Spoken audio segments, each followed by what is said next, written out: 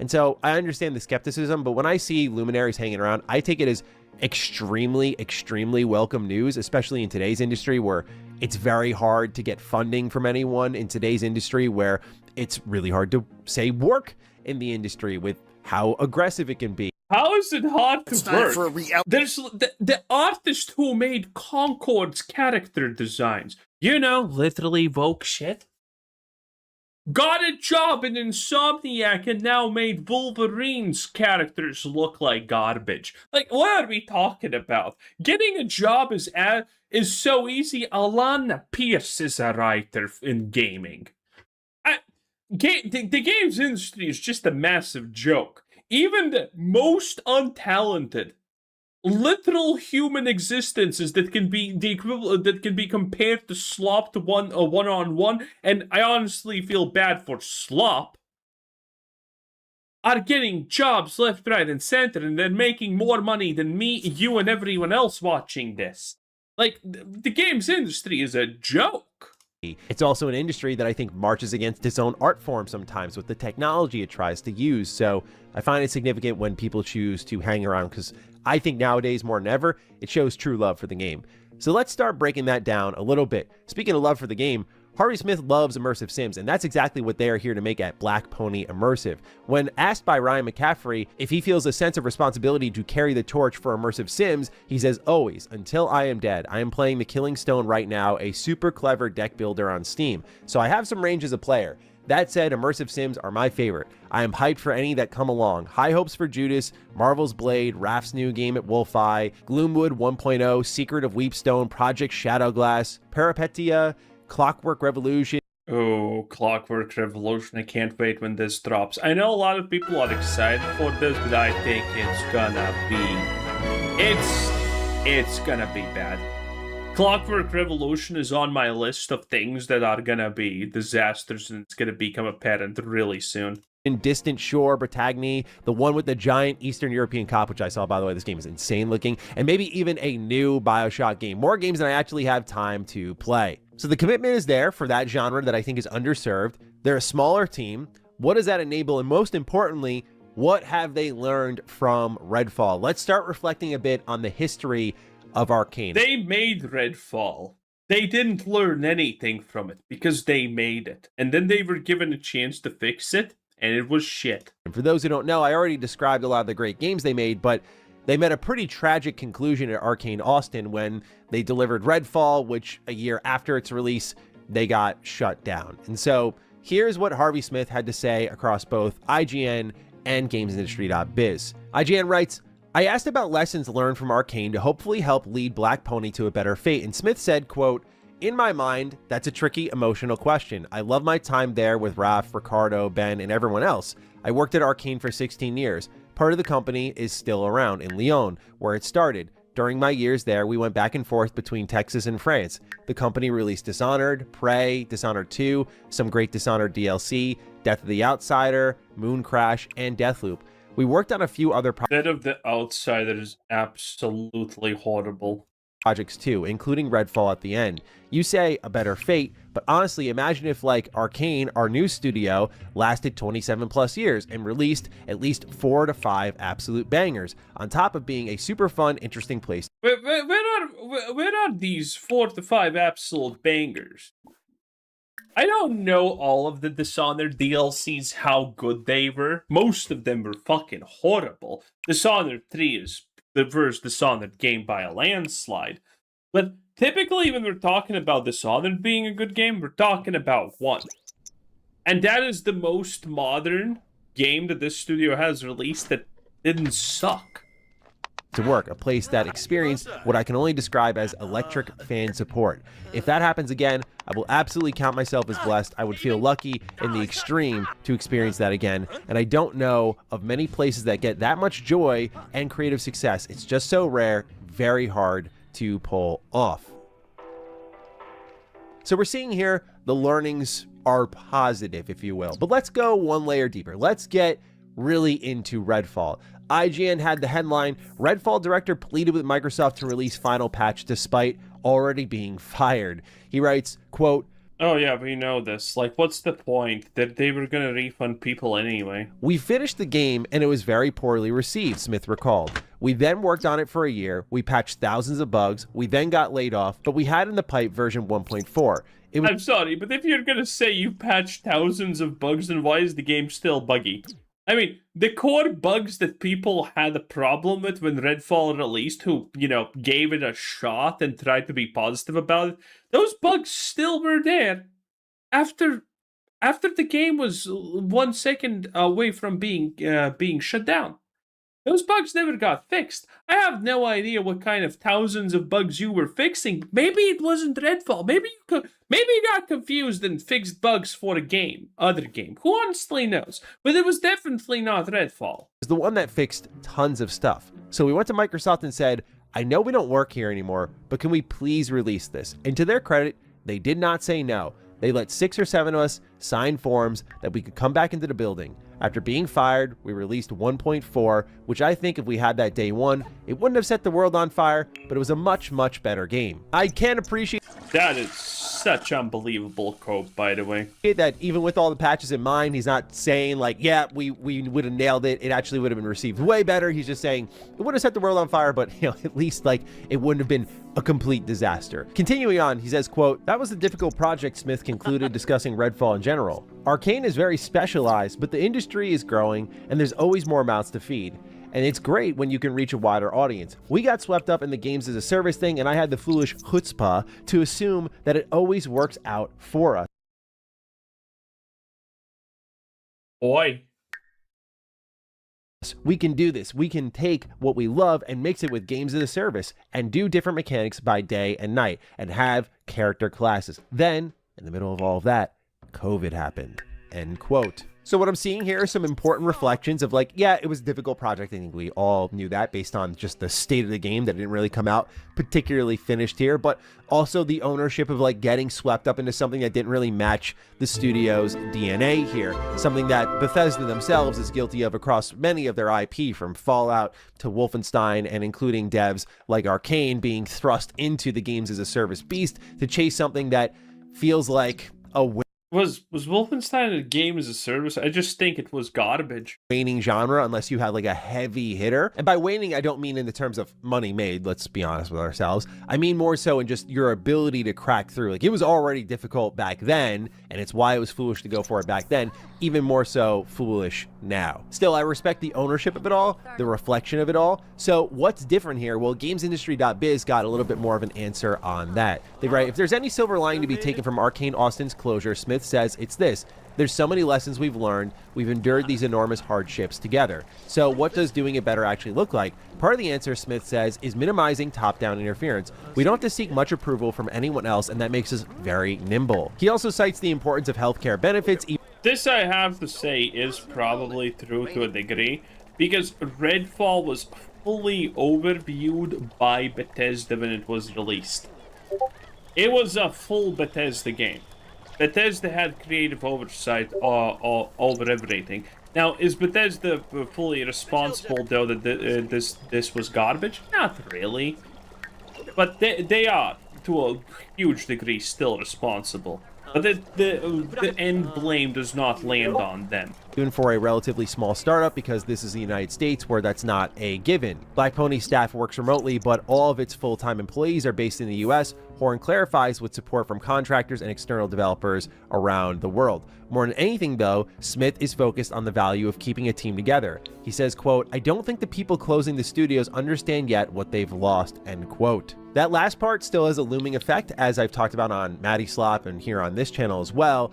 Yeah, we don't really know what the after effects of the Xbox reset will be. Right now, there's a hopefully more people are getting fired. I think I speak for all of us when I say that. We want these firings. We want more firings. The games industry deserves more firings.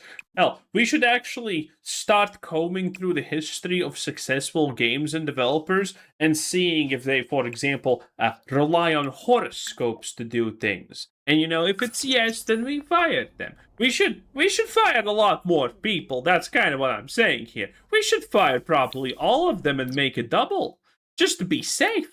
We should fire them, rehire them, and fire them again. That's what we should do. I think it's a beautiful process and we should do more of it. In any case, that was Mr. Manny Plays 10 out of 10. Have a nice day. Bye.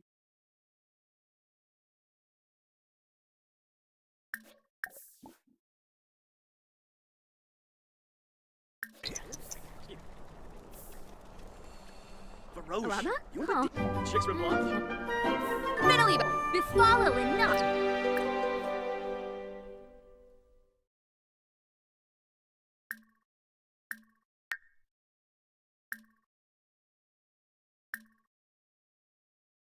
Senzibi Jalurba. Finba? Ha ha. Ciao, blah blah blah.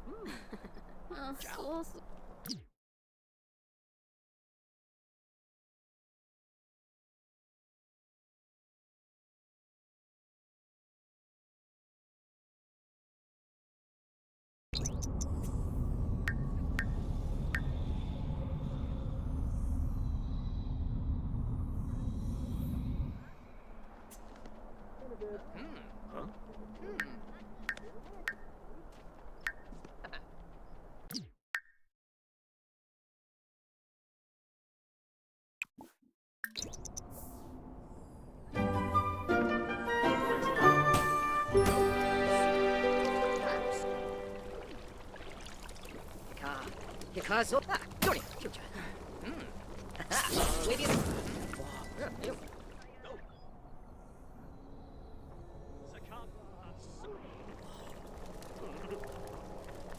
Okay. This.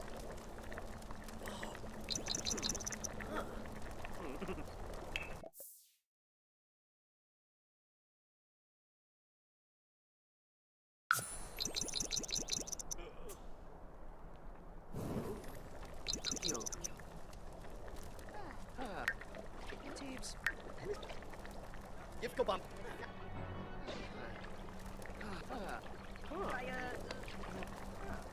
Oh, Buffy. Maybe.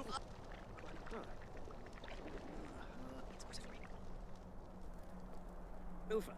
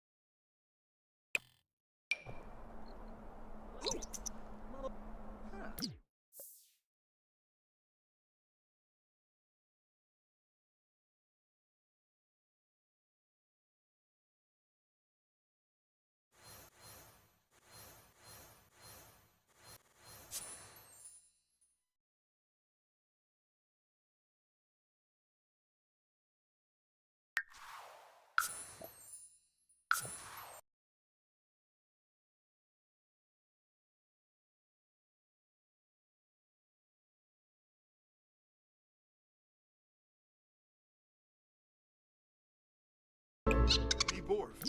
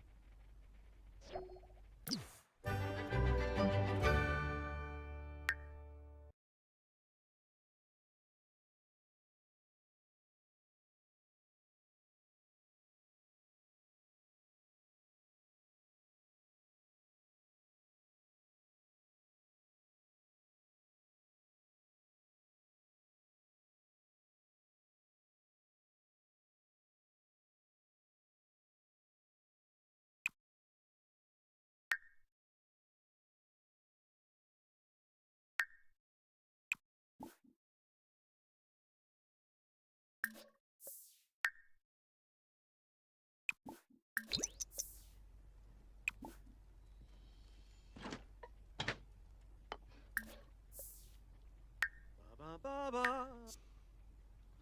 Yikla, Benaj?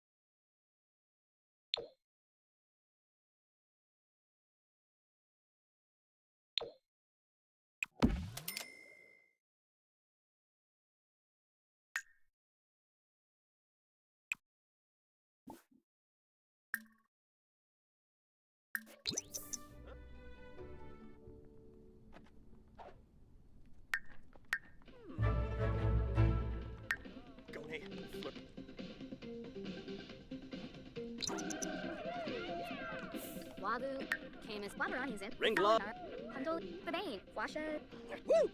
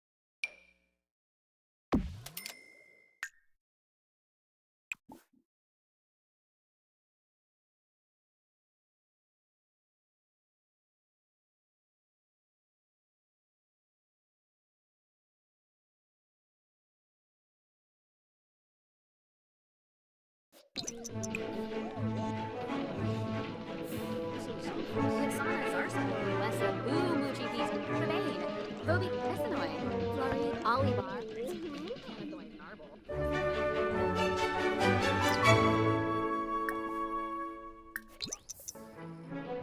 Frina Dag. Merkle, Zirna, Wabu, Ruskan, Boomer, Sansa, Huh? Sanu, Sanguinario, Ninja, Probospheric. Monolephy.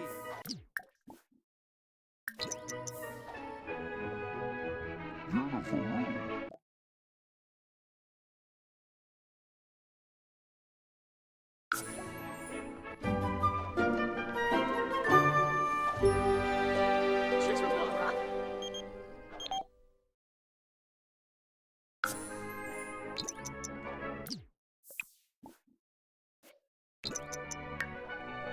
Wixana, Zarsa, Musafava, Wessa, Boo, Muchi, Beast. Supino, not the turf. Scuba chew. Boss a move, Nerf. Wabarani, Charib, Yativa, Yes.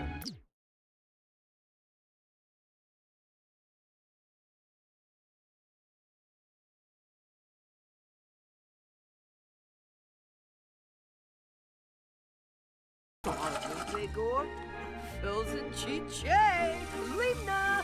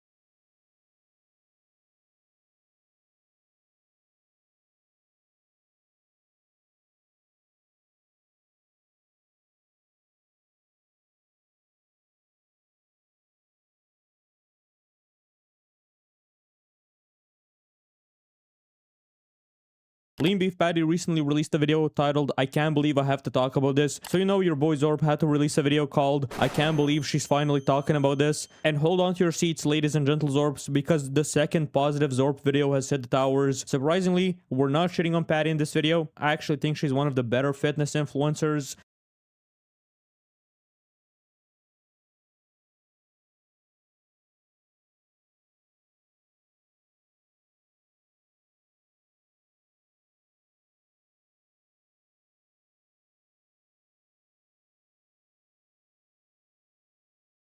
The Chuds have won again. Sony is panicking hard at this point.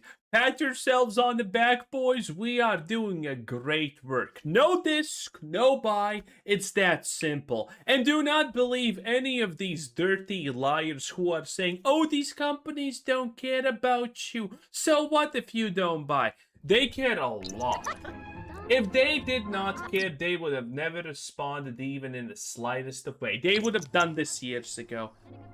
This has a massive impact. And we can see it with the new Horizon series game. Hunter's Day Them Gathering. Well, actually, it's just Hunter's Gathering, but I mean, this game is so absolutely unbelievably woke that it doesn't feel right not giving it pronouns by default, honestly. And they canceled this. Now, granted, the Horizon series has been dead for a while. The first game was liked. People liked Aloy, me included. The story was pretty okay. The gameplay was pretty decent. And then they literally swapped her skeleton out for a man's because that's the real progress, okay, Chud? That's the real type of progress we want in gaming. And then it undersold half of what the previous game did. Still made a lot of money, but needless to say, that kind of broke the series in half because it was clear that it's not gonna have a good future. Exactly like Neil Druckmann's flop, by the way. And now, they are officially just canceling this. It's over.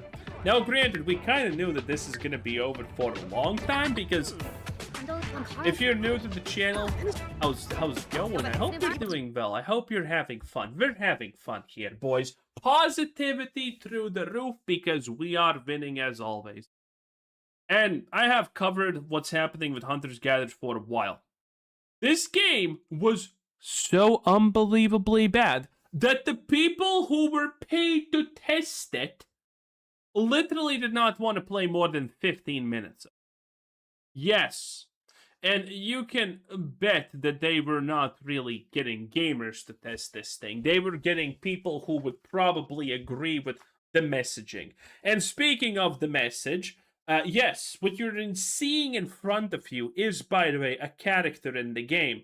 Also, she has a peg leg, which seems unbelievable because there should not be a material that can withstand that much mass. Yesterday, we found out that Horizon Hunter's Gathering was going to be completely overhauled. They were going to be removing live service elements. They were going to be changing up some of the gameplay due to the poor feedback that it had received during closed tests, and people were hoping and praying that they were going to alter these god-awful character designs. But now, they... Absolutely not. This game... By the way, how woke are we talking about here? Well, let me just give you a quick rundown. Let's check if Vera actually doesn't do it, so we don't waste time. She doesn't. Okay. So, from these characters that you are able to play, you have stereotypical Asian, trans woman, seriously, by the way. This walking monstrosity, people speculate that this is Gorlak the Destroyer herself, by the way. Lovely, if I have to say. Then we have some old dude. We have another trans-looking character. And then we have an Australian Aboriginal that fits which fits every single stereotype. And then the double chef's kiss, the creme de la creme, the cherry on top, a black character that has monkey powers. YouTube, I did not say that. That's literally in the game.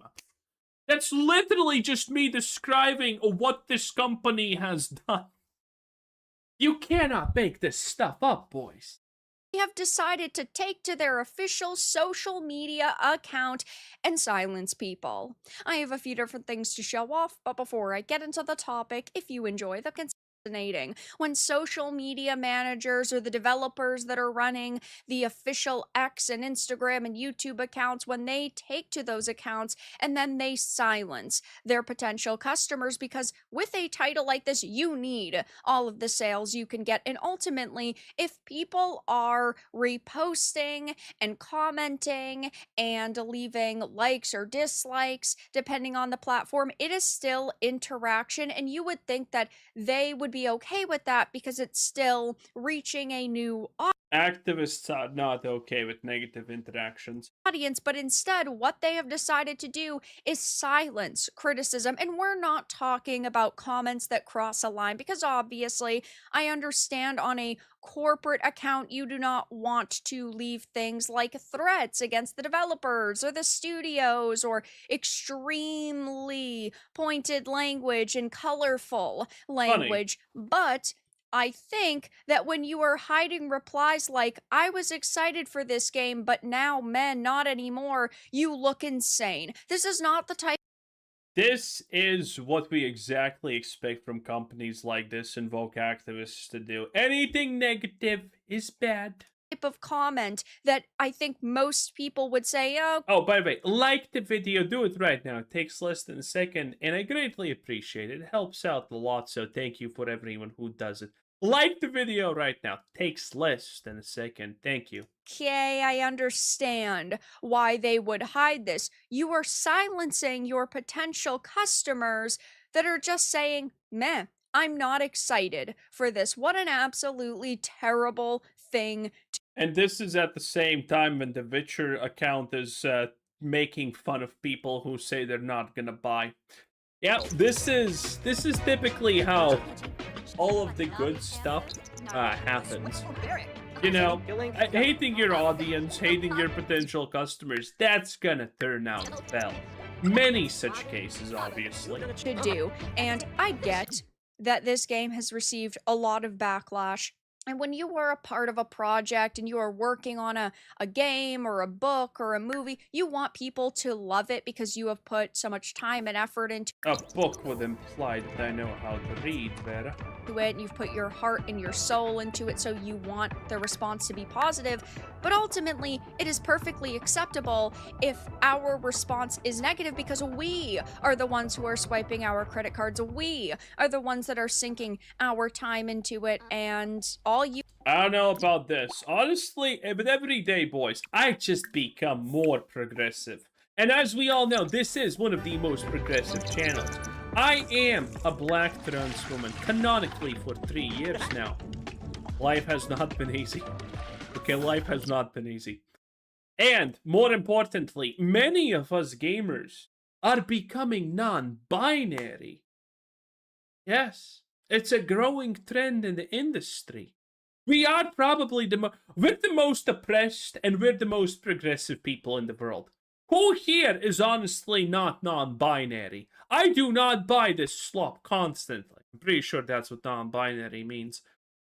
are doing is reinforcing people's negative opinion of this experience, because the game itself looks bad. The social media manager / developer, whoever is running this account, is making it look bad. And I don't want to support people that are going to silence me. That is the mentality that people are now going to have. And you need all of the sales you can get, judging by the fact that all of the teasers and all of the trailers have been completely and utterly ratioed. Like this one, the Horizon Hunters Gathering announcement trailer from 6 months ago. It's sitting at 946,000 views, 14. Needless to say, not a single person supported it. It was just that awful. 1,000 comments, which are all negative, but it is sitting at 22,000 likes to 118,000 dislikes. There is no possible way that you can spin this as a smashing success. But You could always claim that you're owning the chat. Isn't that great? That is for certain. This is an absolutely pathetic situation. Gorilla Team, please blink twice if you're in danger. And here we Concord again. A third Concord has hit the towers, and funnily enough, when I am recording this video, happy anniversary, guys, because as of 2 years ago, Concord released on this very day in early Yay! access. Not that anybody Nice. played it. But going back to the original I mean, we didn't play it, but we definitely know of it. post, yeah, this is That's how legends are born. happening on all of this account's posts. It is not just this most recent one. Let's go back to the one in May. Here we are, hidden replies. There are a bunch, but ones from people saying things like, what a waste of time and money. It is absurd that you have decided to silence But it did give us the meme of the hand on the shoulder. people who are just going, man, it doesn't look like a particularly interesting game to me, or whoa. It looks woke. It looks really bad. I mean, it's a mobile game. It is literally designed to be a mobile slop fiesta.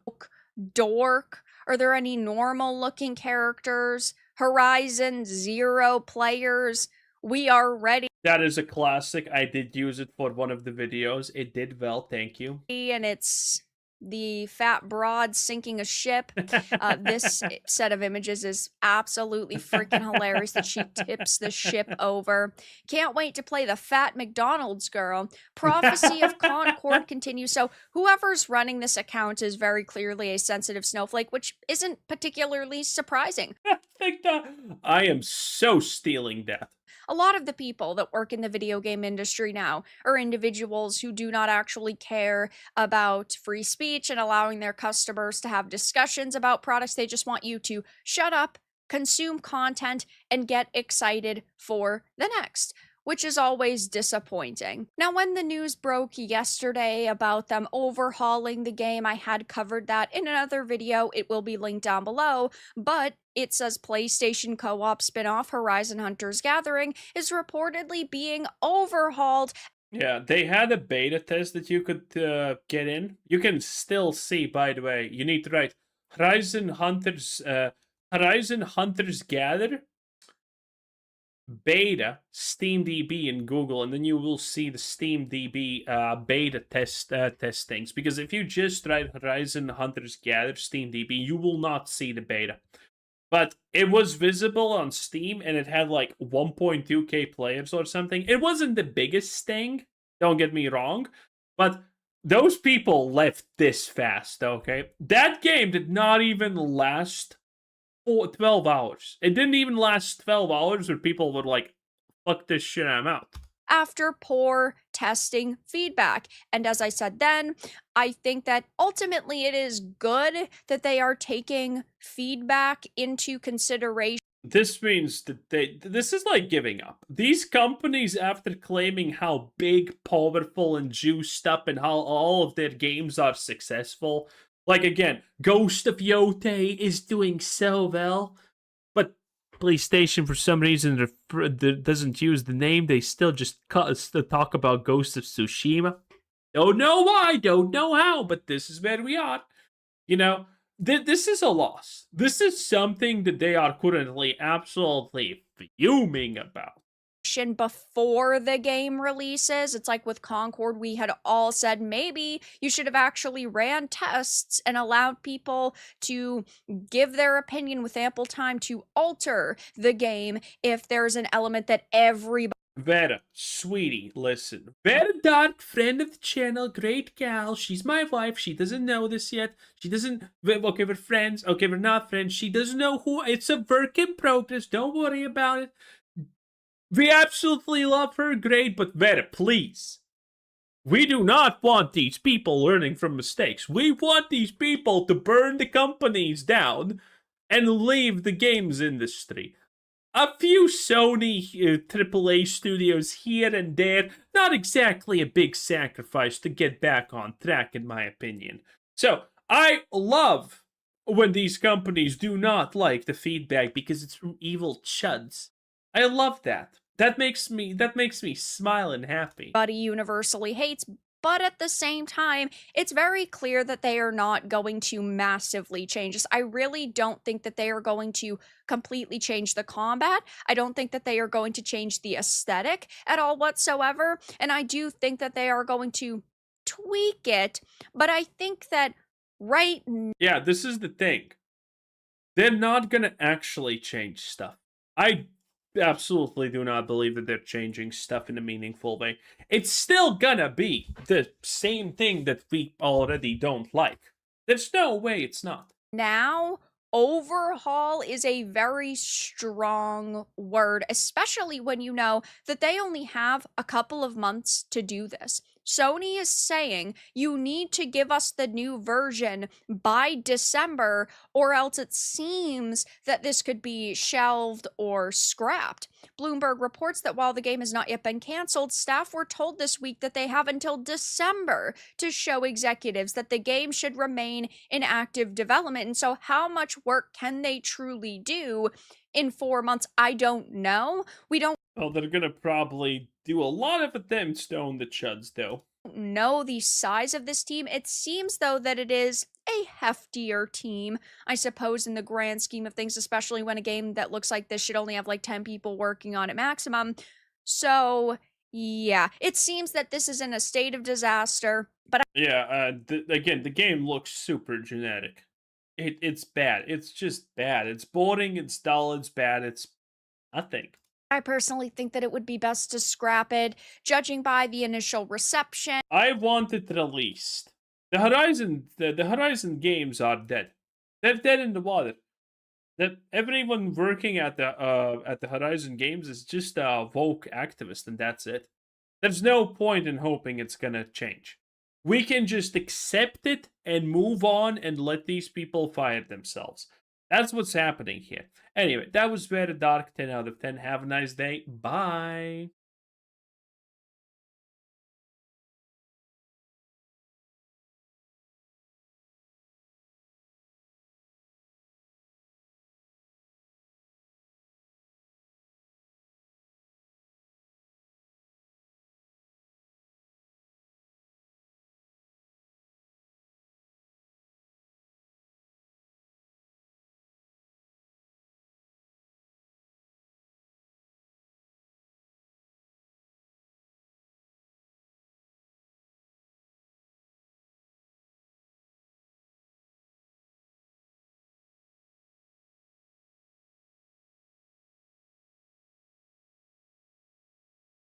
This new Marvel Blade movie just got shut down. We're talking about a Blade game where the concept of killing vampires is just like a side thing that happens. Because, I mean, obviously Blade's just not about killing vampires, right? Right? No one wants Blade killing vampires. That's probably some kind of racism, okay? That's bad. It feels like not a great match for what Xbox is looking for. But before all of that, Arcane Austin was shut down. That was because the last game they released was Redfall. 75% of the team that was working on things like Prey had already left when that project had been greenlit. And so the Arcane Austin that we lost was very, very different from the one that we once had. Prey wasn't that bad, but Prey wasn't also that good. That's the sad reality. That gave us the beautiful Prey and Prey Mooncrash. I open up with all of this not to make you feel down, but to say that, man, like, I get why all these developers would find jobs in different places across the industry, and it would just kind of be over.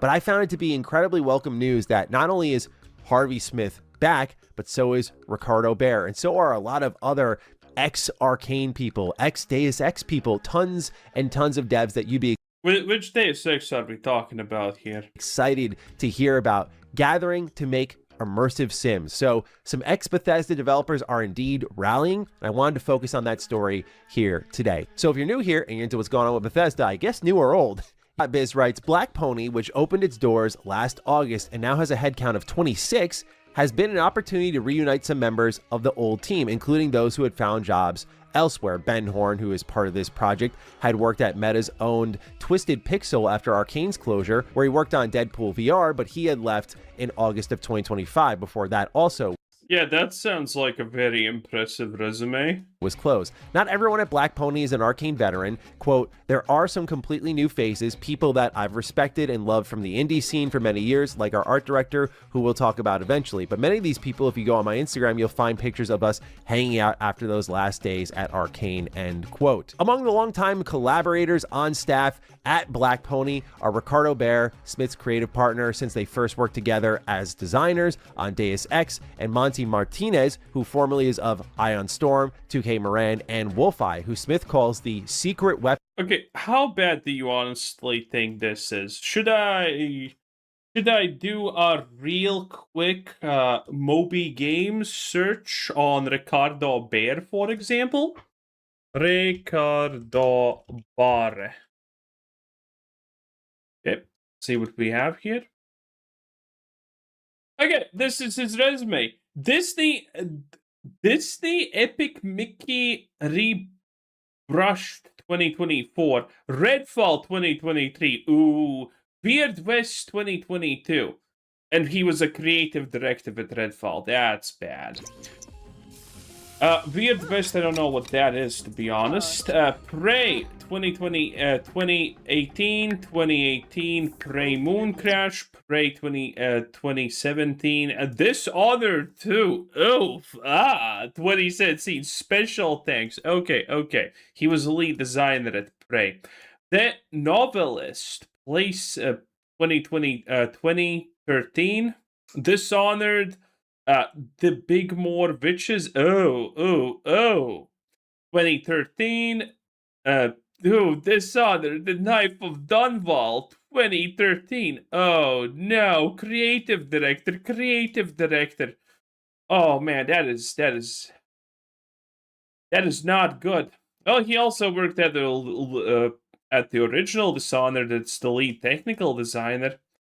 Oh, creative director for Dishonored, Knife of Dunwall. Oh Jesus Christ, that is not exactly a good resume. And then it's Dishonored, The Birgmore Witches. What the fuck is actually that? Google, can you please search? Oh, it's even worse. It's this crap. Holy moly. Oh, no. Okay, so this guy. This ain't it, Chief, okay? I don't want him anywhere near my game. That's not a resume that... Again, this is literally, oh, this guy worked in a company 50 years ago.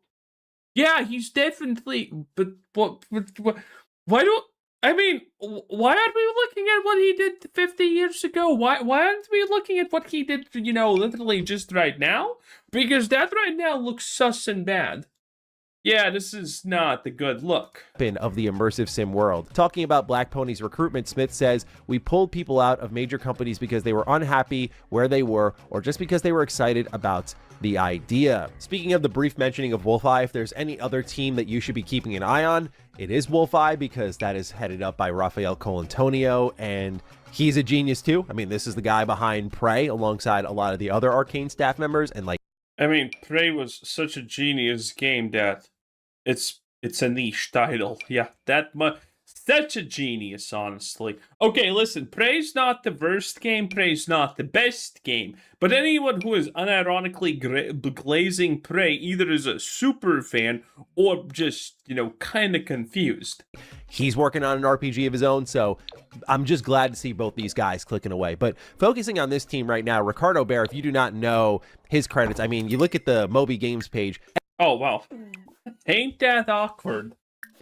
And it speaks for itself. I mean, you see here the games that he led design on. Dishonored, Deus Ex. You see here all the Dishonored DLC. Prey, Moon Crash. Like, Prey itself, yeah, it's a hell of a body of work. And no doubt, as we'll get into later in this video, there is Redfall. Again, you're literally mentioning things that are 20 years ago. Looming. In this industry, you're only as good as your last game, and to be frank, their last game, I mean, I reviewed it, and I thought it was pretty Mr. Matty, friend of the channel, great guy. We love him very much here, obviously. He knows my talking points. He knows. Look at him improving. That's from my feedback of how he should do things. It's great. terrible. And I also played it after all the updates, and I still think it's pretty terrible, not just because of the high pedigree that they set for themselves, but removing all that, it's just not a good game. So we'll break down that part. We're not choosing to ignore it here, but that's a hell of a pedigree, and that is including, of course, Harvey Smith, who, my God. And for those who don't know about Harvey Smith, I mean, we're talking about a guy who is a creative director. Redfall, Prey, Deus Ex, Invisible VOD yet again. How is he sorting this shit? No, seriously, how is Matty sorting? Oh, wait, no, no, there's Dishonored 2, Dishonored 2, again, bad. Area 51, I have no idea what that is even about. Thief. Okay, that's something, again, old stuff, good. New stuff, bad. Lead designer on games like Dishonored, Dishonored 2, which Dishonored 2 to me is one of the... And also, a telltale sign here that something is definitely wrong is the fact that, you know, these guys suck because they're not in leading positions when they did the good stuff. And when the bad games come, they are in, you know, like creative director positions and whatnot. They don't have supervision. Most of these people have the same problem. When they worked under someone, it worked out. But now that they have creative freedom over things, I mean, it's a disaster. 2, which Dishonored 2 to me is one of the craziest, most dynamic games that you can play on a modern console. He helped write all these things. Like, he was very invested in Dishonored, and to me, like, that is the best thing, hands down, bar none, that Arcane has done. And so he was just deeply involved in that. He was also a lead designer on Deus Ex, which speaks for itself. But again, once more, Redfall studio director. That's the smudge on the otherwise pretty brilliant credentials here. So we'll get into that.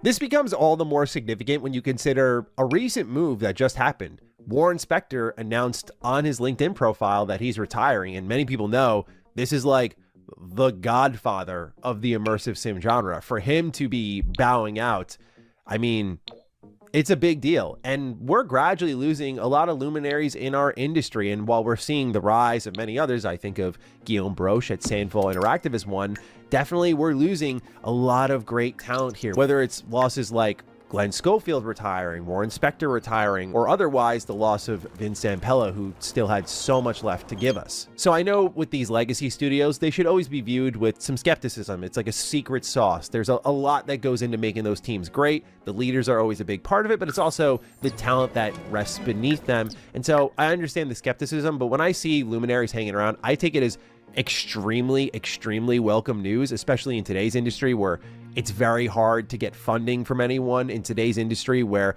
it's really hard to, say, work in the industry with how aggressive it can be. How is it hard to work? There's the artist who made Concord's character designs. You know, literally woke shit.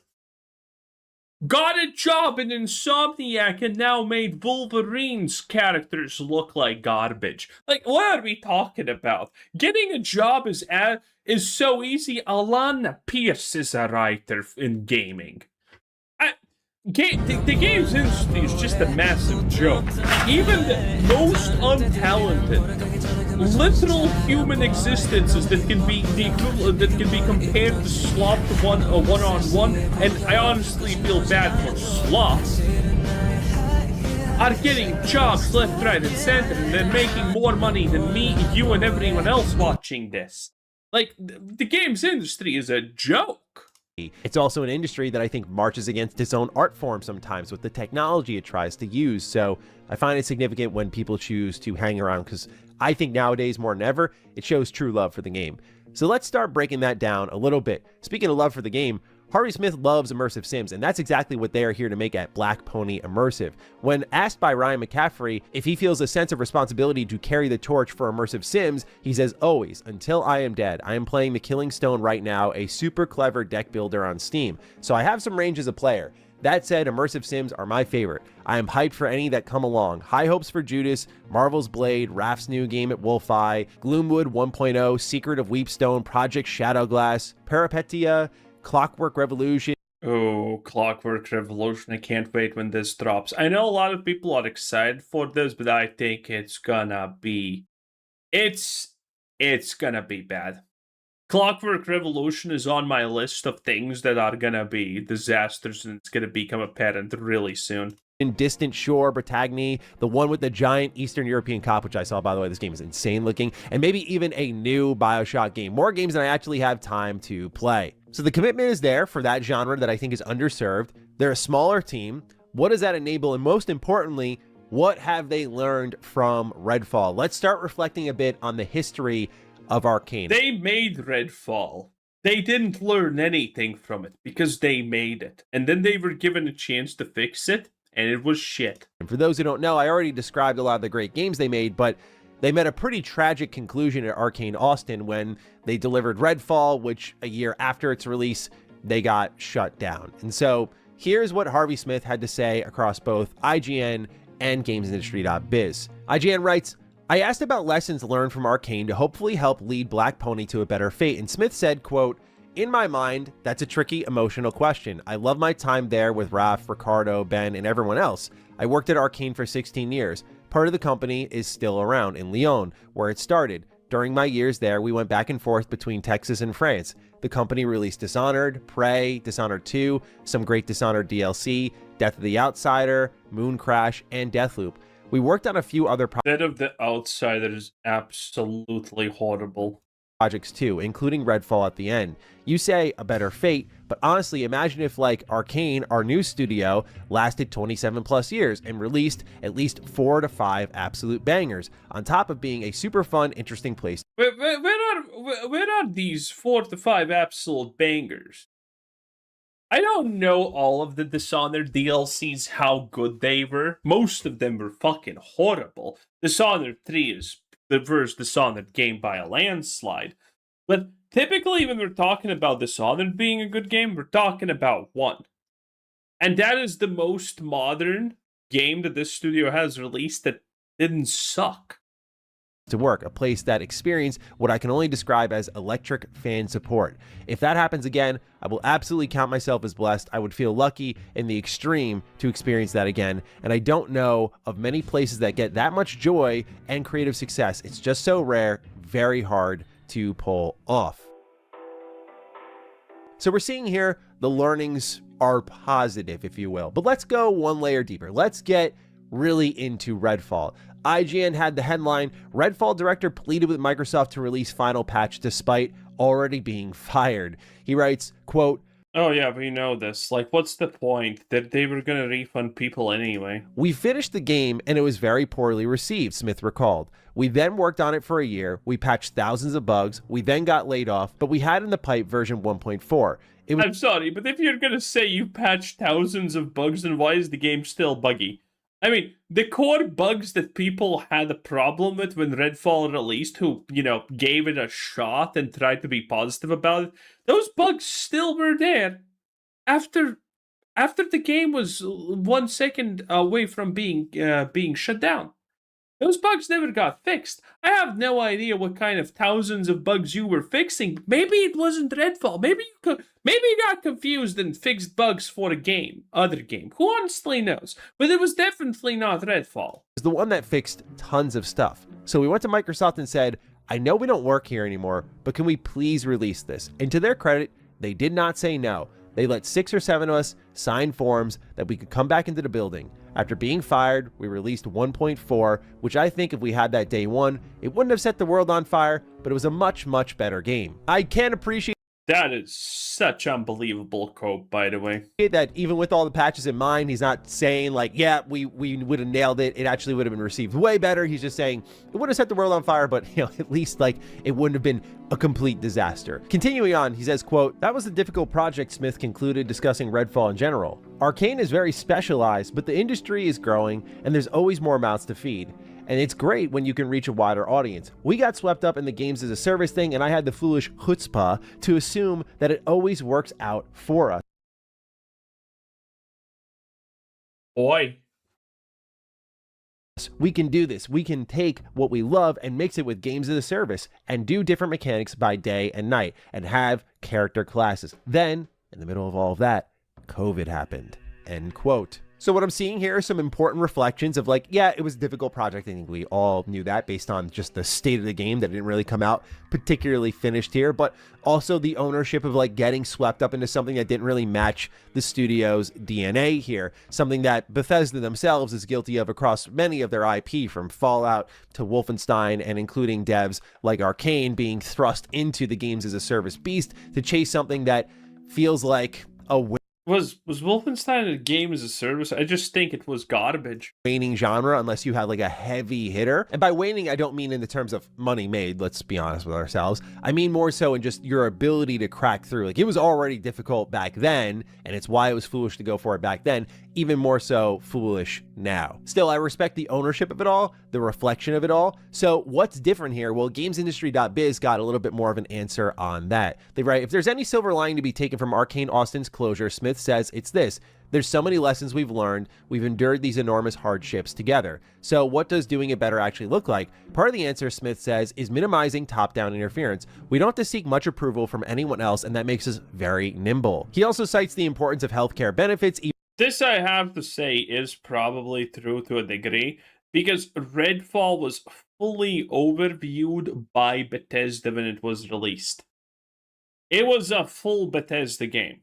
Bethesda had creative oversight over everything. Now, is Bethesda fully responsible, though, that this was garbage? Not really. But they are, to a huge degree, still responsible. But the end blame does not land on them. Even for a relatively small startup, because this is the United States where that's not a given. Black Pony staff works remotely, but all of its full-time employees are based in the US. Horn clarifies, with support from contractors and external developers around the world. More than anything, though, Smith is focused on the value of keeping a team together. He says, quote, I don't think the people closing the studios understand yet what they've lost, end quote. That last part still has a looming effect, as I've talked about on Matty Slop and here on this channel as well. Yeah, we don't really know what the after effects of the Xbox reset will be. Right now, there's a... Hopefully more people are getting fired. I think I speak for all of us when I say that. We want these firings, we want more firings, the games industry deserves more firings.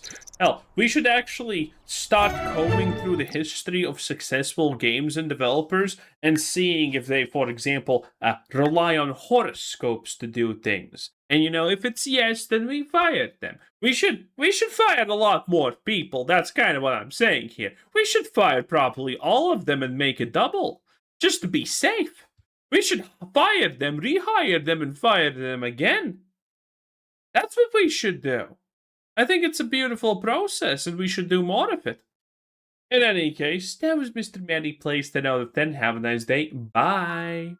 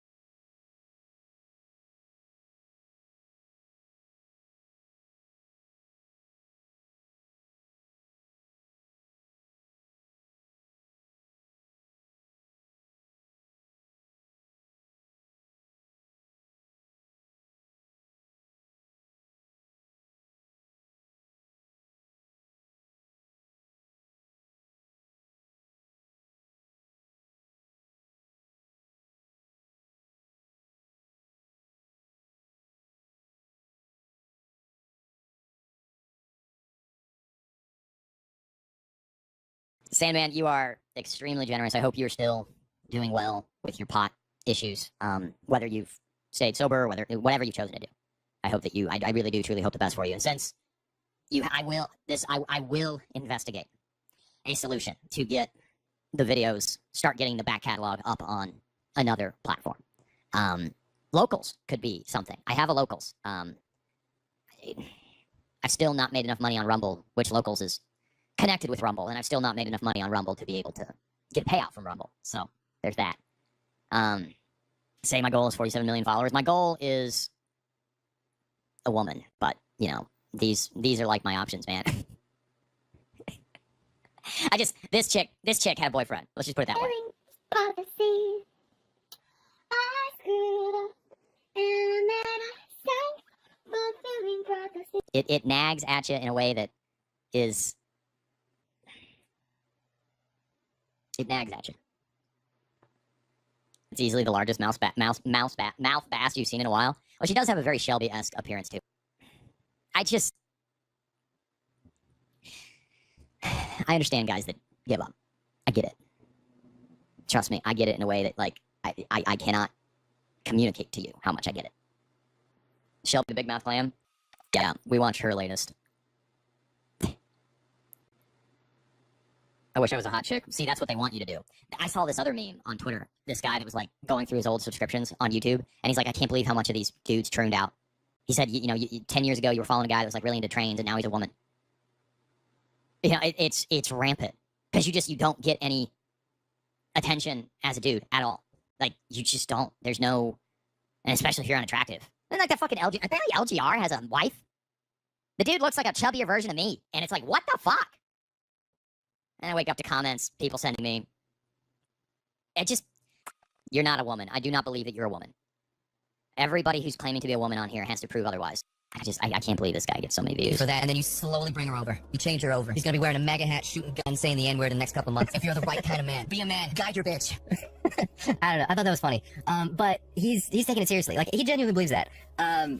You're in a Seneguso situation. Point where you just realize that, like, feel like everybody... feel like you just lose. You just lose. You're just losing. You just lost. You lost. The best you can do is suffer and be grateful. And that's not fun. It's no fun. Everything you do gets criticized. Like, how would you feel if everything you did got criticized? And everything you did was, like, a mistake. And everything you did was examined with this fucking just magnifying glass of discrimination. And even, like,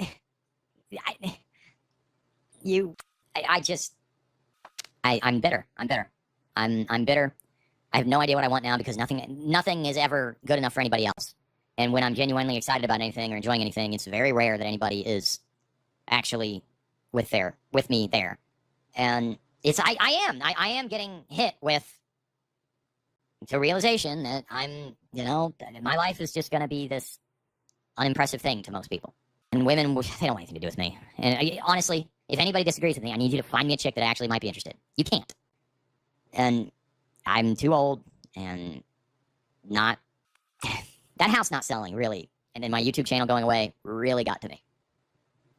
And I'm still reeling from that. And yes, I'm reminded of Job, and I'm reminded of Paul, and I'm reminded of John the Baptist, John the Revelator, John... it just... yes. It is a reminder that... And all I can hear is these stupid people that hate me just jizzing their pants, making sure that I know that they are the day one. And at the end of the day, it's like, well, what do I have? Okay, so I have a house nobody wants to be in ever. I've got a life nobody wants to be a part of, and I got money that I don't want to spend because there's no guarantee. Yeah, it's not working, okay? You think Shelby will want to move in with me? How about you find me a chick that isn't disgusting? How about we start there? Here's what happened. I started answering people truthfully. I want you to listen to this. Nick, too quick, thank you for the hype. I started answering people truthfully. I want you to hear me when I say this, guys. All jealousy and bloviating and me being pissed off aside. I remember a while ago when I started answering people truthfully the question, how are you doing? People stopped asking very quickly. They don't want to know. How am I doing? I'm still alive. I completely understand the older guy that says every day above ground is a blessing. I get that. You know what sucks is being 37 and being considered basically senile and old, worthless. It's symbolic to convince people wearing chains and shackles is actually good. Absolutely correct. Live at 351. Do I exercise? For health, not look. Subtle. What is a bucko? Subtle. Subtle. Enjoy your time out. I'm not doing it. I'm not doing it. Not doing it today. You know, it's gonna come up. I'm gonna take like a month off. You realize that, right? And of course, oh shit, the truth about Zoomer romance from old Martin Goldberg. Let me know if you want to watch Martin Goldberg. Women want dirty sex? I wish. I wish that was the case. God, I want a girl that wants dirty, nasty sex with me. You don't do anything about it. Navornix, I see you. I mean, I get these videos and I agree with them, but we are beyond this now. What can we do about it? We don't get to do anything about it. We get to suffer for the rest of our lives until we die. That's the truth of the matter. If there's no... I'm sorry. You want my honest answer? It's work, pay bills, eat slop, die. That's life. There's no woman, there's no family, there's no fucking meaning. That was taken from us. We don't get any of those things. You're lucky if your extended family can stand you. When they do invite you over, it's just like this awkward thing because you have nothing in common with anybody else. There's no solutions. It's just the misery. Okay? I'm sorry. That's the truth of it. I'm at the age where it's just like, I'm really realizing this. I thought hard that fucking 1,786 days into not drinking. Oh, and then they say, dry drunk.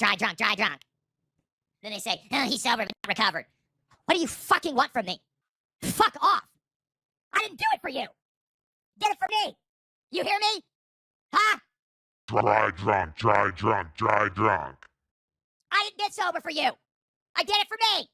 I get to do it how I want to do it. Not according to your fucking prescriptions. Not according to your fucking demands. And not according to your fucking schedule. And fuck you for calling me a dry drunk. Fuck you. Fucking do it how I want to do it. Sorry for having some expectations out of life. Sorry for actually trying for the last 5 years and getting an ass handed back to me. Because I'm bald, and I'm aged, and my teeth are bad, and my personality is just such dog shit. Even though I fucking spent my entire life serving.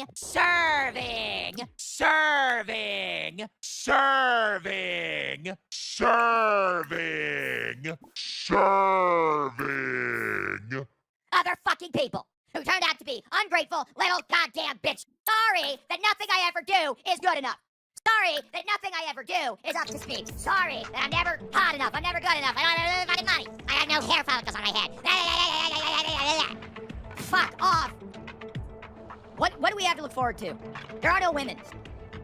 Every job sucks. Period.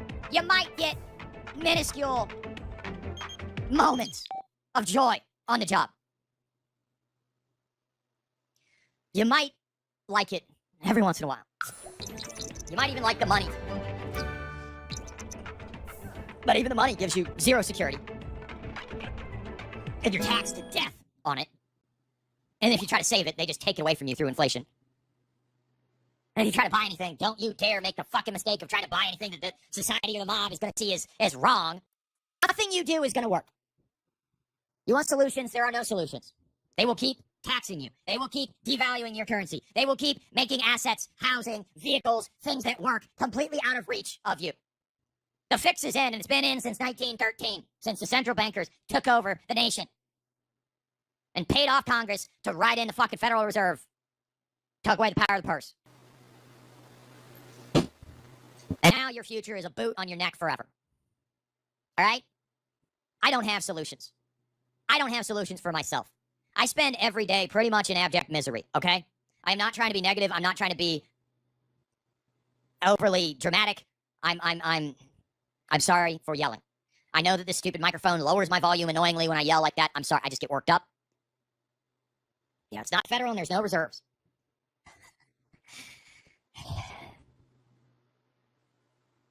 50% of men in Japan are forever virgins since the 80s. We'll have the same EU and US pretty much soon. The only solution to this going forward is artificial womb. No, it's not happening. They just want you to die. In 50 years, there's going to be a lot less of us. And a lot more of the crescent moon. And if you know what I mean by that, then you know what I mean. I'm sorry for being negative, okay? I am fighting the misery every day. Okay? Personally. I am so disappointed with how my life turned out. I really am. Even though I have this property I'm sitting in right now, probably $120,000. Easy. Easy. It's half an acre. Very desirable area. And, I mean, there's the low end. The bigger lots go for 250, 275, 300. And I don't know why nobody bought my house in town. It didn't work out. I was ran off YouTube, you know? Yes, the entire world's population could fit into Texas. It's actually a thing. Everyone could get an acre in Texas. This overpopulation bullshit, it's... Trust me, it's all relative. My half acre feels fucking small. The point is to endure it. I don't know how to come back to that. Like Patriot Rinker was talking about earlier. Sometimes you just are meant to be made small in order to make God big. That's a thing. That's biblical. You are called to sacrifice and service. You're called to suffer. And man, am I suffering. So, it isn't... there isn't answers, alright? There's not solutions. You're gonna have to endure it. Because I don't know how to fix mine. Complete isolation and just lack of social anything. Yebs. Because literally anybody that actually likes me lives out of state. And Rasha Parbaleo. Yebony. You know, I did the best I had with what I had, you know, the best I could with the information that I had at the time. And when 2 years ago, 4 years ago, whenever it was that I bought that house. You know, I'm really fucking over these fucking people. Still, to this day, I maintain that there's got to be some woman that could stand the idea. There's got to be. I don't know where the fuck she is. But I am really tired of constantly being negated. Because it kills you after a while. It legitimately debilitates you. It pushes you to a point where you can't think straight. When nothing goes right every time, and they talk you down to a point where you don't even want to try. Your default response is, oh, it's not going to work. All I do is get yelled at. And all the things I get yelled at for, I can't correct. I cannot just move. I can't just relocate cities. I have property here that I would have to liquidate or figure out somebody to maintain it for me. And then I'm going to have to come up with a bunch of fucking money to pay to live somewhere else. You think I can afford to pay to live somewhere else? Fellas, go to Comic-Con. Thank you. Yeah, when you look at the letters to the churches, you know, and you read them actually in chronological order, you see a man, Paul, you see a man that has been defeated over the years. And basically just calls, you know, by the end of it, he's just humbled. And yeah. So that's a very good reminder, and that's a really true thing. Thank you. And I guess life is just misery. So, there's that. And, you know, you got these Christian influence grifters. Man, I just can't, man, he gets a lot of views. Become He's live right now. maximally attractive. It literally is the same as anywhere, any other suburb anywhere. Like, it's just a perpetual rolling exurb. Like, it's just houses in the front of fields everywhere. And then, like, shopping centers. It's as definitionally suburban sprawl America as you can get. And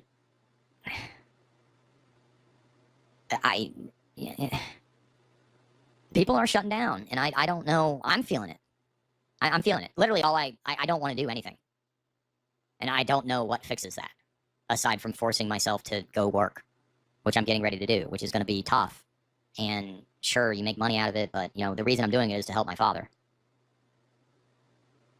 You know,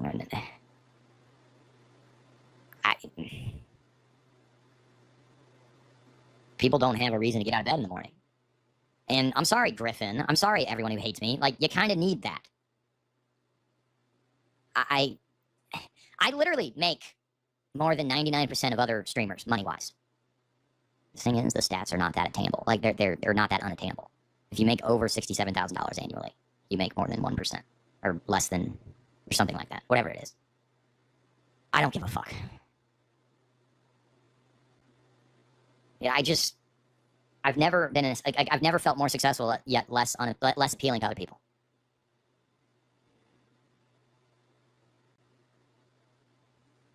all you want is somebody to hang out with and talk to, watch movies with, and tell stories to. Literally, the best I felt in my life was when I was doing just that. With a chick, obviously, somebody you could have sex with, but like, and yeah, that was part of it. Like, that's part of what made it so great.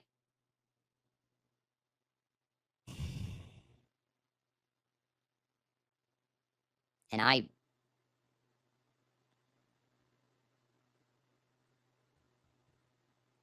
yeah, he's talking about one bad week away. I feel like I've been having a bad week since 2020.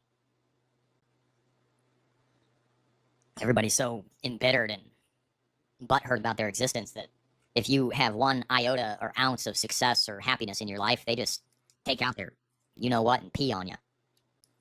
As much as they possibly can. It's dunk or be dunked. That's the culture. Dunk or be dunked. And nobody's happy. It's like, what happened to, like, people talk about being communists. But, like, genuinely, let me ask you something. What happened to, I can have my little house in the exurbs and my little show and make my little dollars, and you can have your life too, Maybe we can be happy for each other. We both, like, everybody has, like, a nice little house somewhere. Neighbors that aren't insane. Maybe we get a woman. Maybe she's not the prettiest. Maybe she's a little fat and you get exercise together. But you're not, like, endlessly dunking on each. Like, they talk about communism, but, like, there used to be a time where you were happy. You were genuinely happy for the other people in your community, in your life, like, I remember that. It's like the default response used to be, like, good for you, man. Not like, I'm so mad he has something I don't have. But now their default response is, how do we dunk on somebody? How do we make sure that this guy makes sure he knows he's bald and women don't want him? And they'll never touch him again. And he's got these little scrawny fucking arms. You have to make sure Raymond knows that he's worthless. I woke up today. I'm Griffin, and I woke up today, so I have to make sure I pee on red. Is it just simply like the house I'm sitting in? I say this all the time, but it blows my mind. The house I'm sitting in. Now, granted, I have replaced doors. I have replaced a countertop. I have painted. I have replaced all the windows. I have laid a very nice floor. There has been things I've done to this place. But this house, it sold for $52,000 in 2014. Not 1999, 2014. And I couldn't get the guy under 112,000. He wanted 150, and I really was negotiating. Because it sat empty for 6 months. Not any offers. What's up, Fedora operator? I see you. And what's 2014? What is that? Is that 12 years ago now? 12 years? I bought it in 2024. No, it was 2015. It was 9 years. It was 2015 that he bought it for 52, and he sold it for double. 10 years, 9 years, not even. He didn't do a thing to it. He said he put the roof on it. This roof, I saw pictures of this roof. I'm so pissed. The guy just lied in my face. He just lied. Fact. He was the quintessential definition of a boomer. The whole process was guy was just a big fat fuck with short bubble guy, just better than always gonna live on the threat of death. You're always gonna you gotta get over that. Yes, to die pulling out in traffic. It's literally the odds of you dying in traffic are like crazy high compared to flying a plane. You can fly a plane wherever you needed to go and have less odds of dying in traffic. And now think about how long you've lived and you're not dead in traffic. I know that sounds stupid, but think about it. Like, you gotta give your mind some exposure therapy. And, okay, so 1 week away from not having any money. Well, there are things you can do about that. Now, granted, I'm of the belief that having a roof over your head that you, with the least amount of encumbrances on it, is inherently a redeemable thing. Yeah. Listen very carefully to how I say this. Yes, you got to pay property taxes on it to the county. No, it's not constitutional, but that's still the best deal you can get. It's better than a hole in the ground, and you can't live in caves. That's just part of it. So you have to have, even if you have a paid off property and it's secure and you have a roof over your head, you're probably going to want insurance on it, even though technically, you get to a certain point where the insurance isn't really, if the house is a certain age and the insurance is just going to exclude everything anyway, it makes you wonder, like, if it's paid off, what's the point of having insurance? Makes you wonder. Having a paid off property is a pretty good goal, especially if you can stand living there. You know, you can buy gold, you can buy Bitcoin, you can buy things that hedge against the currency of exchange going to zero, but you're never going to actually rule out the possibility of it going to zero. You just not. That's not how this is going to work. And that's something people, I wish, kind of understood. Is you're never going to not have the precipice of disaster. And that's you're supposed to endure. Yes, it's miserable. This is why nobody's getting married. Because they can't stand the idea of the person they're with being ugly in the morning. Oh no. 120K for a double lot in town, 2 garage, 2 bed, 1 bath. 100, that's a good price. Very good. For a 2-1? Yeah. Hell yeah. That's a great deal. 120 for the double lot, 2 garage. That's great. Very good. Very impressive. Oh, and then they say dry drunk, dry drunk, dry drunk. Dry drunk, dry drunk, dry drunk. Dry drunk, dry drunk, dry drunk. Dry drunk, dry drunk, dry drunk. Dry drunk, dry drunk, dry drunk. Dry drunk, dry drunk, dry drunk. Dry drunk, dry drunk, dry drunk. Dry drunk, dry drunk, dry drunk. Dry drunk, dry drunk, dry drunk. Dry drunk, dry drunk, dry drunk. Coon box. Hey, Chubby. That's those. Yeah.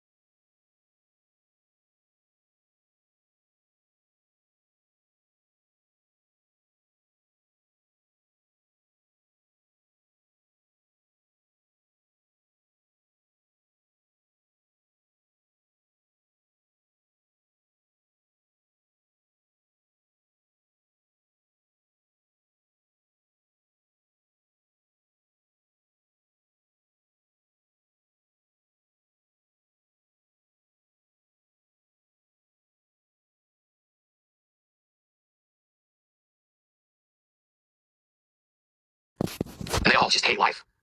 Look, why would a young guy get up and go work a hellish career when he has nothing in his life? There's no women. You can't afford anything in most of the U.S. And yeah. Why would you do it anyway, dummy? Why would you do it anyway? I don't care if you got a partner or not. Why would you want to work a hellish career anyway? It's unnecessary. Working a trade will give you the requisite skills needed to renovate a house for yourself. But then, I mean, you're looking at least 5 years in that trade to renovate said house. And you got to come up with a way to renovating a house may not be worth it when you look at the labor that you put in. It may not be worth it for most men. Me to pay for the cost of living while you're saving up the money to do that. some of you can stay home all the time, but then you have to, you know, deal with the fact that most of you don't have fathers, you don't have two-parent households. Maybe your single mother is a mess and she kicks you out at 18. Yeah, I mean, where's his proof that most people don't have fathers? I don't know about that. It's incredibly difficult to look at life as having a future. For the reality is, it's incredibly difficult to look at life as having a future for the majority of Gen Z, especially Gen Z men. You can't get women to look at you. Yeah, this is what he does, you know, and he does this to feel superior. By the way, you know, I've noticed what Raymond does. He likes to look at people younger than him, let's say Gen Z, and what he's doing, he's pretending like he's concerned about you, but Raymond doesn't like other men. I've seen him rampaging and ranting against other men because they have a partner, and he doesn't. He doesn't want to see other men win. He's doing this to push doomerism because he wants to feel superior to you. So if you're a doomer and you're already in a bad situation, he can remain in his head superior to you. That's why he does it. He's not doing it to shout out to young people and show his concern. This guy doesn't give a toss about Gen Z men.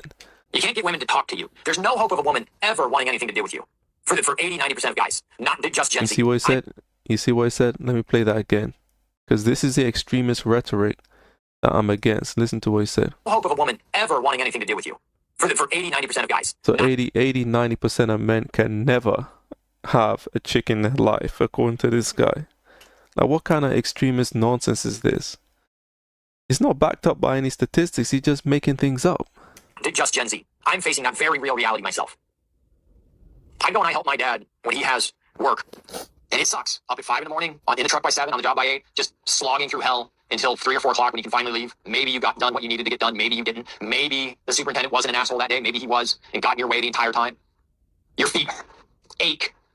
Not just hurt, ache. It's like an aching in your bones that doesn't go away.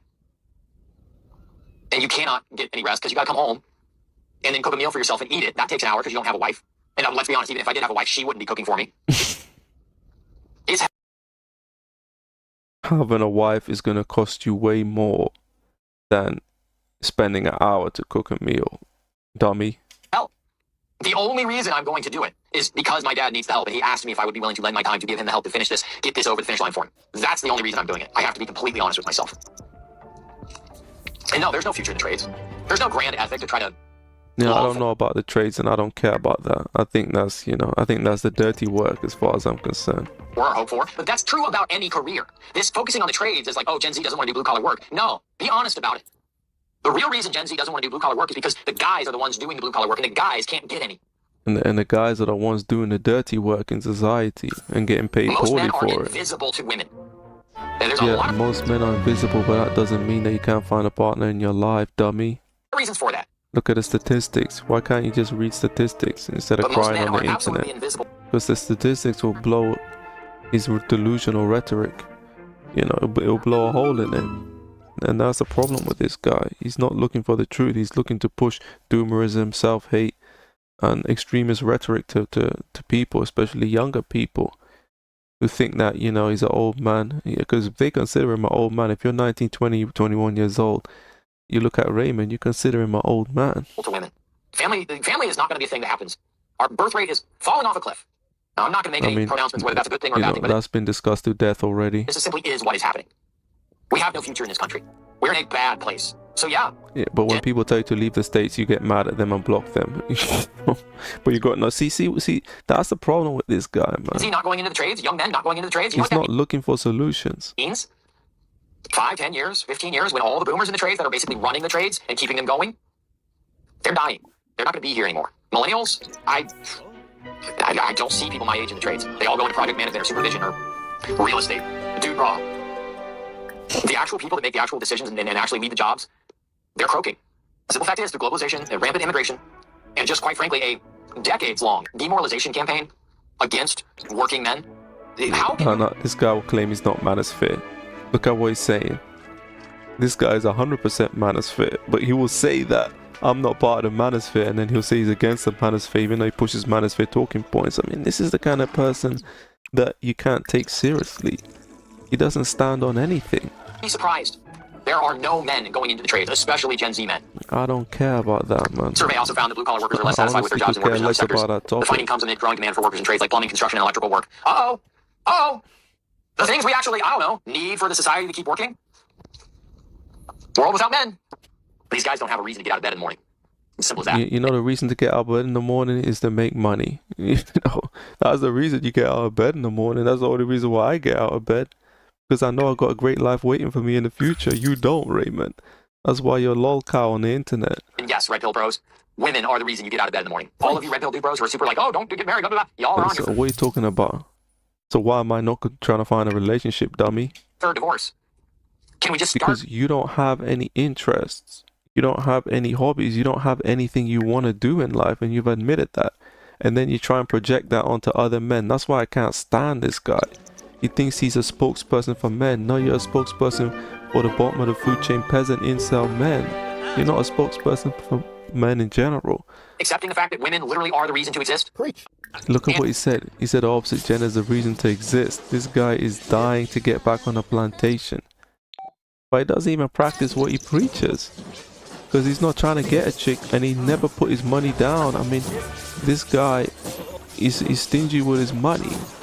He cares about money more than he cares about chicks, but yet he claims that it's all about chicks. I mean, the guy is full of shit. How can anybody take this guy seriously? You know what? I mean, who is donating to this guy? Work sucks. It's hard. It destroys your body. Got that right. No one thanks you for it. No one.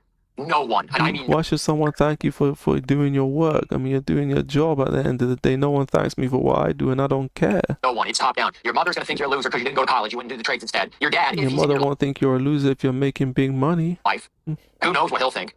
Most of you don't even have fathers. So yeah, it doesn't surprise me at all. When he says stuff like that, he's trying to demean the person watching. This is how Raymond is. He's a nasty person. He's not saying that because he's concerned. Anyway, it does not surprise me at all that younger guys are opting out. And we're literally seeing the beginning of the fallout here. All you boomers brought in tens of millions of illegal aliens over the last 40 years and kept blue-collar wages artificially low. So why don't they do something about it then? I don't know anything about blue collar. I don't care. But if they're doing important work and you know, they should be paid more, do something about it. But he's not even in blue collar, so why is he complaining? Making housing completely out of reach. Housing is not out of reach. You're a loser and you own 2 homes, so you just proved the point. It's a real Scooby-Doo mystery why men aren't working. Oh, and it's not even touching on the fact that none of the women want any of us. Okay, let's get into this video that this person made. I've never seen this person before, but so the authorities they talk about and Raymond the powers thoughts on that mine. be are taking these incel men seriously and cracking down. You guys may remember... Yeah, I spoke about this years ago, the Manosphere crackdown, and people like Raymond are going to get all the Manosphere channels removed, man, because of his extremist rhetoric and his harassment campaigns. I think that was maybe last year, maybe the summer of last year. I had made several videos, maybe 3 at least, about this man, and his YouTube channel name was called Raymond Thoughts and Mine.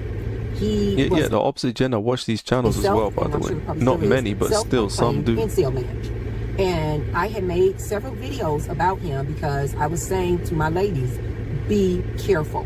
These men out here are dangerous. Not only do you have these red pill men, all of these men fall up under the umbrella of the manosphere.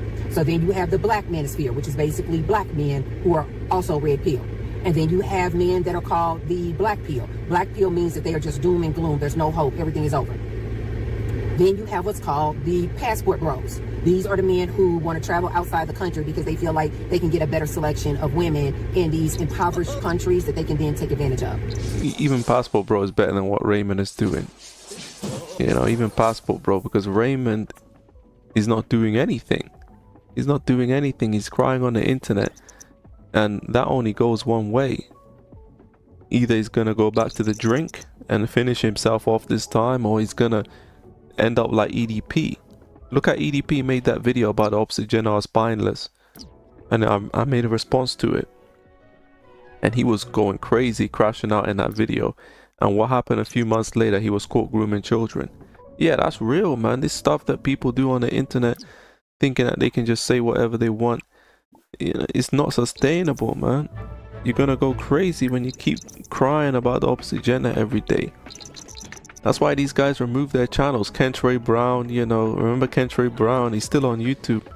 Blue Sky Media, all these guys, they still have other accounts. I've seen them, but they're not making these crash out videos anymore because they know that You know, you keep doing that, man, you're gonna ruin your life. You're gonna end up in 6 feet under or in prison. Before you had the MGTOW, which were men going their own way. They didn't go anywhere. And then you also have these incels. Incels are involuntarily celibate men. These are these lonely men. These are these men who could never get a woman. And so now they're in this modern day dating. They never get swiped on. No women ever choose them. They feel like they are invisible to women. They have given up as well, and they feel like, why should I go out here and work if I can't get a woman? They literally say the same thing that I'm always saying to my ladies. These men need women. They need women. So oftentimes, the bottom of the food chain peasant men like Raymond, who don't have any real interests, who aren't masculine. I mean, Raymond has drank a lot of alcohol. I heard it decreases your testosterone. So that's part of the problem as well. He suffered from alcohol abuse for many years. Incel men say, what's the point of going out there, getting a trade, getting some type of training, going to college and university when I'm not going to be able to get a job? And even if I did get a job, still no woman wants to date me. These incel men also are the same men who came up with this term. All the women, 90% of the women on these apps and dating sites go for 10% I mean, of the men. correct term is AWALT, AWALT. All women are like that. That's a manosphere term. Leaving all the rest of them lonely, alone, desperate, sad, depressed. Oftentimes, it's these incel men that are self-deleting. That's true. I was telling you ladies, be careful of these type of men. They are out here. They present like, oh, maybe they're fine, they're just a regular dude. But inside mentally... Well, I mean, they don't want a regular dude. It's like that girl on the Kevin Samuels that went viral. You expect me to settle for a regular type dude. That was what she said. I mean, and he went off on her for saying that. But that's how they are. They don't want a regular dude anyway. They feel very inferior. They feel insufficient. And oftentimes... Yeah, that's true about Raymond. Yeah, Raymond feels less than other men. He feels low. Because he feels like this is his world. This is his government. White men rule everything. How can you be down on your luck? You're a white man. So they really feel inferior, and they are mad and they are angry. These incel men like Raymond, thoughts in mind, they don't like immigration. They always complaining about these immigrants are coming over here taking all their jobs. In actuality, they don't want these jobs anyway, but they just always looking for something to complain Raymond about. claims he can't get a job is a lie, man. That's just a lie to get donations out of people. I looked at his work history as a strong work history. He can't get a job. I mean, from what he said he told his boss to F himself. You know, I don't see any indication that Raymond was fired even. That's what he said. He said he told his boss to go F himself. Now, some of you guys who follow Raymond more than I do, I don't really follow this guy like that, but you can tell me the full story. But Raymond is not unemployable. He's just pretending. He's lying to the people. They always complain about DEI hires. Oh, you were only hired because you're a person of color. They're always complaining about how people of other races are getting so far ahead of them. I made another video saying I really don't see the difference between incel men like Raymond Thoughts in Mind and the skinheads back in the day. They feel like they are supposed to always remain up here above everybody else.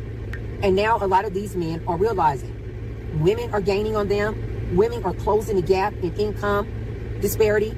Women are getting their own jobs, even if they're not making as much as these men. Women are figuring out how to live a more minimalist life, saving their money, buying homes on their I own. want them to spend money. Them spending money is good for me. Did you guys know that it's more women who are single household owners than men? No, they care about it more than men. These men are threatened by this. This is why I'm always trying to warn you, I'm ladies. not threatened by any of that. These men are walking around Well, I mean, us. you're talking about these men like Raymond. Yeah, men like Raymond, you know, Raymond has never had the kind of money to keep a chick sweet anyway. Raymond has never been upper middle class. That's the thing with Raymond. I mean, Raymond bought the cheapest house on the street. That's what he said. He bought a house because it's cheap. He goes out there dressed like a poor man. He oozes low class. That's why chicks avoid him as well as his aura, his physical appearance. But I mean, the guy, he doesn't want to like put any effort into his life. His life is incredibly boring. Why are you trying to go out? I mean, he's not even on the dating scene. But that's the thing, Raymond's life sucks. And a lot of us men's life sucks, but we're not trying to complain about not having a partner though. Like, you can't just expect to do the same thing as a single bachelor as when you're looking to find someone. It doesn't work like that. They are threatened, they are angry, they are irate, they are ready to take it out on somebody. Well, one of the things that Raymond Thoughts in Mind used to always do. EDP was ready to take it out on children. He was talking about some crazy stuff. I've read the chat logs. I mean, EDP was ready to unleash hell on a child because he couldn't get chicks. I mean, these people are sick. His YouTube channel was he would call women out their name. These BITCHs, I'm so sick of these BITCHs. He said that he had been involuntarily celibate for, at that time, I think it was like 8 years. So at this time, maybe it's 10 years that he has not made whoopee. But he wants a woman. He said he is invisible to women. He would call women BITCHs all on his channel. And I'm like, how can he do that? He would then like to pull up articles. Almost always they were written by women. Right there on the video, he would then Google, go on LinkedIn, find the woman who was the author of this article. He would do that, Put her picture up and then just criticize her. Oh, she looks like this type of woman. He's so obsessed with looks. Like, he's obsessed with how a chick looks, but his looks are sub 5, as the black pill guys like to say. So why is he like judging by looks so much? That's another thing about Raymond. You can tell he's not going for chicks on his looks level. So you really can't complain. I mean, you can tell 100% because he's criticizing chicks that are even above his looks level. I've seen it before. Like this. Oh, she looks like a BITCH. Yeah, he's done that. And I kept saying, how can Raymond do this? This is clearly hate speech. I'm like, how is YouTube allowing You see that? It's doing hate speech, man. This man to do this? And then you would get down in the comment section, it would be more men just like him, talking nothing but their disdain and contempt for women. How much they hate women. You know, I don't allow that stuff on my channel. My channel's not about, we criticize the opposite gender, but my channel's not about, pushing extremist, vile rhetoric towards the opposite gender. My channel's about focusing on yourself and improving your life situation. His channel is the opposite of that. What he's doing is self-sabotage. How much they would love to see some harm done to these men. Wow. That these women are nothing but 304s. These women are for the streets. A lot of men would be in his comment section talking about they want to take an early exit, which is basically self-deletion. They give it up. He allows that on his channel. I was like, how is YouTube allowing this? And his channel started growing, picking up a lot of subscribers.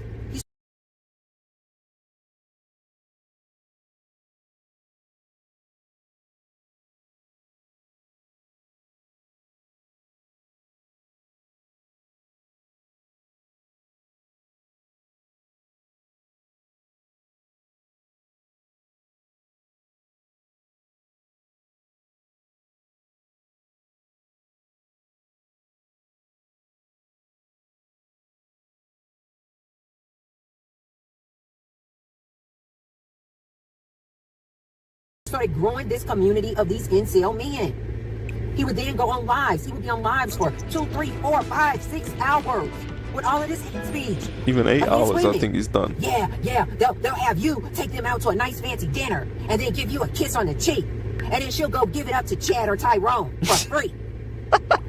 They're just using us. And it would be all this anger. You're taking her out though, so is it using you? I don't know about that, man. Like, she never said she was gonna do it anyway. In his comment section. So I used to be subscribed to him just so I could keep my ears to the streets in this incel community and what these men are talking about. This is how I know they're spying on you, men. A lot of their vocabulary and verbiage and vernacular and their talking points, because I was like subscribed to people like him. And if I wanted to know what the incels were talking about, I would go over to Raymond Thoughts in Mind. Well, it got to a point where I had to just unsubscribe because he was just so filled with all this hate speech for women. He would pull up these women's pictures and just be talking bad about them while their picture out there, just putting it up there like that. Doing LinkedIn searches and Google searches on these women right there on his live and on his videos. So I had unsubscribed from him, so he wasn't popping up in my timeline. About 4 weeks ago, though, I started seeing all this stuff in my timeline. And I'm like, Raymond Thoughts in Mind, wow, I haven't watched this channel in a while. And then I started seeing other videos and they would have a picture of him. And I'm like, what? And the title of the video was like, Raymond Thoughts in Mind got his YouTube channel banned. And I'm like, oh my God.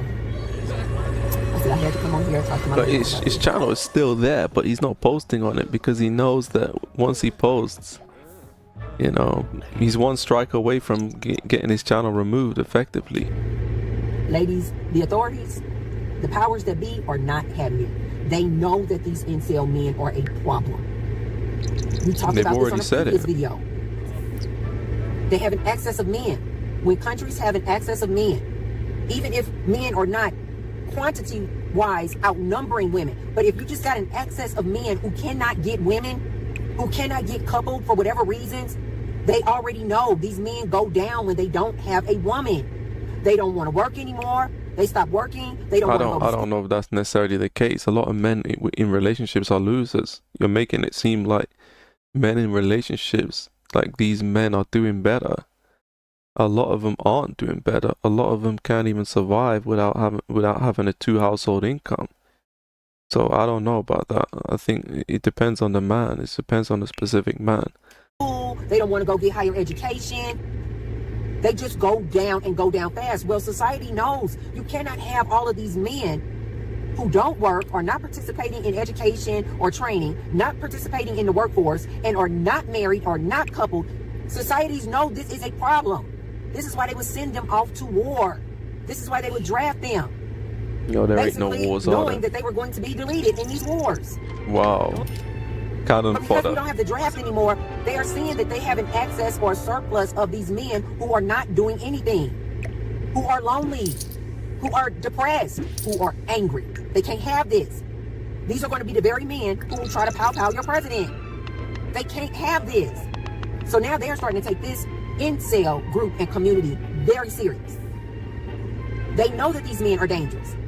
But more importantly, what I wanted to remind my ladies of, didn't I tell you ladies that if somebody is causing you stress, if somebody is making you feel sad and depressed, if somebody is bringing nothing but chaos and confusion, didn't I tell you ladies, all you got to do is say, Source, take care of them. Source, take care of them. I literally said in those videos I was making about Raymond Thoughts in Mind, I said, I do not understand how YouTube is allowing this. This is hate. And I thought when I said, YouTube, do something about this. Do something about this man. You guys just go back in my library and catalog of videos and search under Tracy Unplugged, Raymond Thoughts in Mind.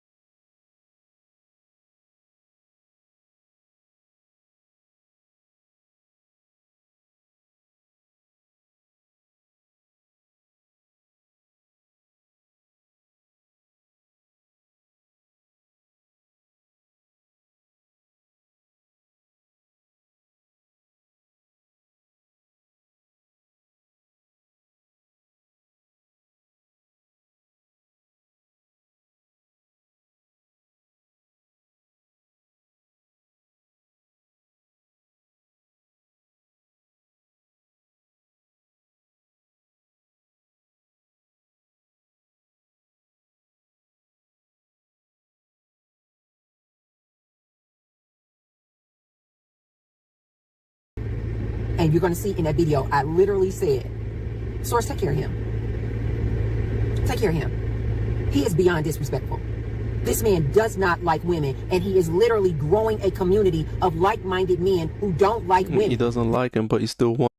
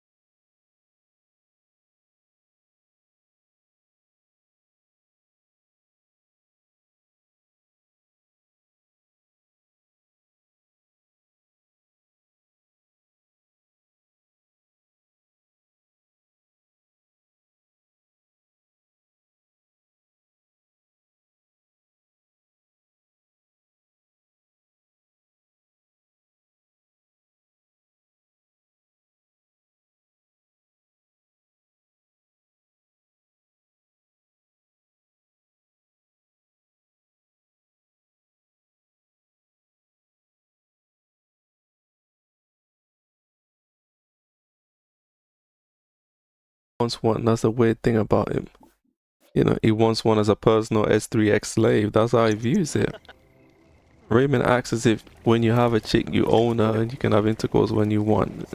The guy is very clueless. This is a danger to our society, to have these men running amok who don't like women, ladies. This is why I tell my ladies all the time, please give it a break. Take a time out from these men and relationships. You just do not know what type of man you are out there going out on a date with. He will show up at the coffee house looking like a regular dude, but behind the scenes, he's listening to red pill content. He's part of the manosphere. Her stalker, so she doesn't have to look at the shit. No, seek to do harm to women. This is also why let me just say that most men who do harm to the opposite gender, and you can look at this yourself, are not manosphere affiliated. They're normies. Most men who harm the opposite gender are normie type men. They're not part of the manosphere. The manosphere is only a tiny percentage. Men who do harm to the opposite gender, let's say commit an act of taking one's life, if they were part of the manosphere, it would be in the news. They would say it, that this guy was consuming manosphere content, that was his motive. But we don't hear that often. We normally hear that it's a regular guy, as you say, right? Normie. So normies are far more dangerous to the opposite gender, but they see they're using the manosphere, they're using violence against them to effectively get the manosphere banned, to shut men up. And that's what Raymond is helping to do. With his extremist wild rhetoric, he's basically helping to get our channels closed down, and that's why you should be against this guy. My ladies who follow that sprinkle advice on how to take advantage of men, use them for their money, get what you can get out of them. And I keep telling my ladies, I'm sorry, I keep telling you ladies, in today's climate, in 2026, that type of sprinkle advice will get you unalived. These men out here know what you ladies are doing. You think you're gonna go out with a date with this man, 5-star restaurant, 5-star dining? He spent $300-400 on a meal, and then you leave out that restaurant talking about and give him a kiss on his cheek, talking about, thank you, Raymond.